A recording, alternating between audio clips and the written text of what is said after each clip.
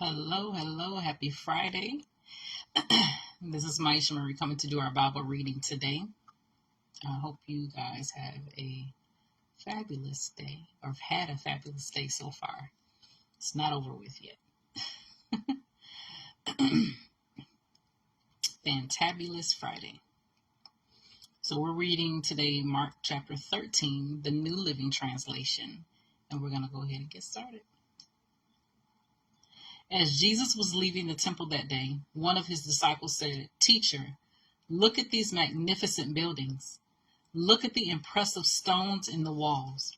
Jesus replied, "Yes, look at these great buildings, but they will be completely demolished. Not one stone will be left on top of another." Later, Jesus sat on the Mount of Olives across the valley from the temple. Peter, James, John, and Andrew came to him privately and asked him, "Tell us, when will all this happen? What sign will show us that these things are about to be fulfilled?" Jesus replied, "Don't let anyone mislead you. For many will come in my name, claiming, 'I am the Messiah.' They will deceive many. And you will hear of wars and threats of wars, but don't panic. Yes, these things must take place, but the end won't follow immediately. Nation will go to war against nation and kingdom against kingdom. There will be earthquakes in many parts of the world, as well as famines. But this is only the first of the birth pains, with more to come. When these things begin to happen, watch out. You will be handed over to the local councils and beaten in the synagogues. You will stand trial before governors and kings because you are my followers. But this will be your opportunity to tell them about me. For the good news must first be preached to all nations. But when you are arrested and stand trial, don't worry in advance about what to say. Just say what God tells you at that time, for it is not you who will be speaking, but the Holy Spirit. A brother will betray his brother to death.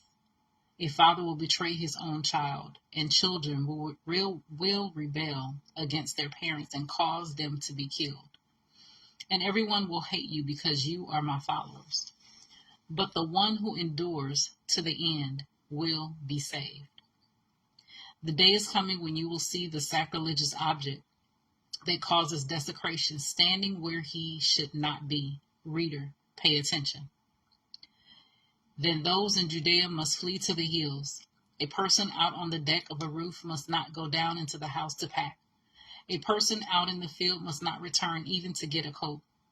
How terrible it will be for pregnant women and for nursing mothers in those days.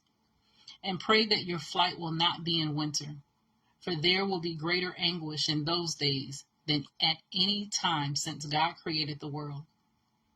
And it will never be so great again. In fact, unless the Lord shortens that time of calamity, not a single person will survive. But for the sake of his chosen ones, he has shortened those days. Then if anyone tells you, 'Look, here is the Messiah,' or 'There he is,' don't believe it. For false messiahs and false prophets will rise up and perform signs and wonders so as to deceive, if possible, even God's chosen ones. Watch out.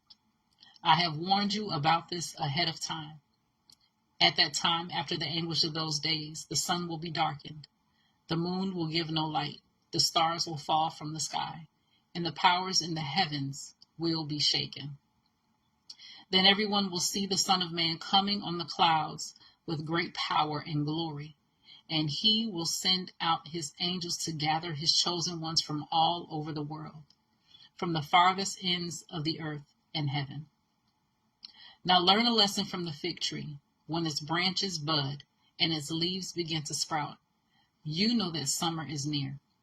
In the same way, when you see all these things taking place, you can know that his return is very near, right at the door.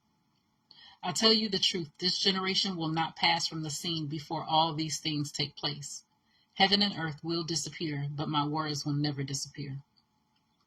However, no one knows the day or hour when these things will happen, not even the angels in heaven or the Son himself.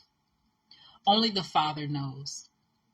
And since you don't know when that time will come, be on guard, stay alert. The coming of the Son of Man can be illustrated by the story of a man going on a long trip. When he left home, he gave each of his slaves instructions about the work they were to do, and he told the gatekeeper to watch for his return. You too must keep watch, for you don't know when the master of the household will return, in the evening, at midnight, before dawn, or at daybreak. Don't let him find you sleeping when he arrives without warning. I say to you what I say to everyone, watch for him. So that was Mark chapter 13 from the New Living Translation. And as always, I pray that you seek the scriptures daily to see what is true. Allow Holy Spirit to illuminate the word into your heart and bring knowledge, understanding, and true revelation and wisdom unto you. Continue to draw near to him. Know his character. Know that he loves you. You guys take care. God bless. Have a great weekend. And Lord willing, we'll see each other Monday for another opportunity of reading the Bible together.